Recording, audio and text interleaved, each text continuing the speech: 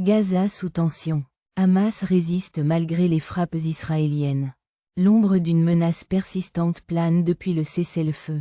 Le Hamas a démontré qu'il reste profondément enraciné à Gaza.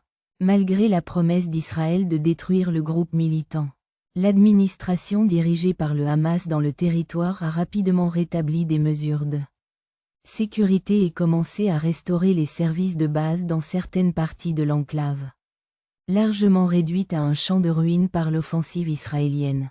Depuis le début de la guerre, les responsables américains n'ont pas divulgué publiquement le nombre de combattants que Washington estime avoir été perdu par le Hamas. Ils ont seulement noté que le groupe a été considérablement affaibli et a probablement perdu des milliers de membres. Avertissement d'une menace persistante. Les responsables américains ont émis des avertissements similaires depuis l'attaque du Hamas contre Israël le 7 octobre 2023, au cours de laquelle 1200 personnes ont été tuées et plus de 250 prises en otage. Selon les chiffres israéliens, plus de 46 000 personnes ont été tuées dans l'assaut israélien qui a suivi. Selon les autorités sanitaires palestiniennes, dont les chiffres ne distinguent pas les civils des combattants. Lors d'une audition au Congrès en mars 2024, l'ancienne directrice du renseignement national américain, Avril Haines, a déclaré que la guerre à Gaza aurait un impact générationnel sur le terrorisme, et que la crise avait déjà galvanisé la violence d'une multitude d'acteurs à travers le monde. Des données difficiles à obtenir. Obtenir des données précises sur le Hamas est notoirement difficile en raison du manque de renseignements vérifiables provenant de l'intérieur de Gaza et de la fluidité des efforts de recrutement et de formation du groupe. Cependant, les chiffres officiels américains indiquent qu'avant le 7 octobre 2023, le Hamas comptait entre 20 000 et 25 000 combattants.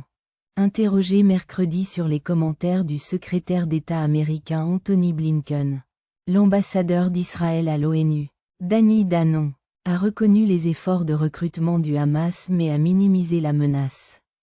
Nous savons que le Hamas recrute des jeunes, a-t-il déclaré, mais même s'ils recrutent des jeunes, ils n'ont pas les armes ni les installations d'entraînement.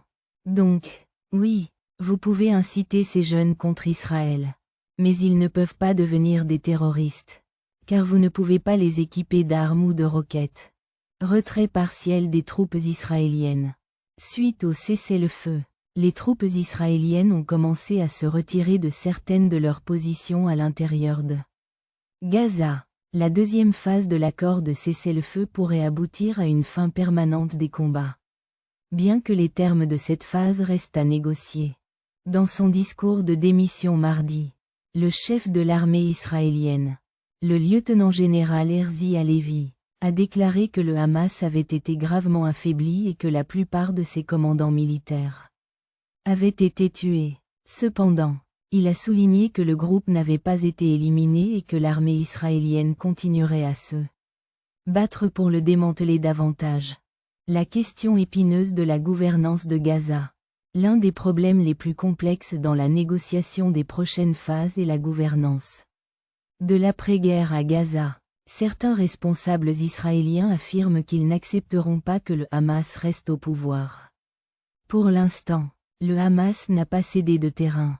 Le conseiller à la sécurité nationale du président américain nouvellement inauguré, Mike Waltz, a déclaré dimanche que le Hamas ne gouvernera jamais Gaza et que s'il ne respecte pas l'accord, Washington soutiendra Israël, dans ce qu'il doit faire. La situation reste explosive, et l'avenir de Gaza semble plus incertain que jamais.